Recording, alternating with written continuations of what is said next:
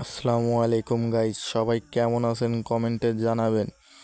আজকে বড় বাড়ি গরু হাটে চলে আসলাম গরু ক্রয় করতে। দেখতে পাচ্ছেন অনেক সুন্দর সুন্দর গাভী গরু, কিন্তু এটা কিন্তু গাভী গরুর হাট। অন্য সাইডে আছে আড়িয়া এবং ভৈষ, সব ধরনের গরু কিন্তু আছে এখানে।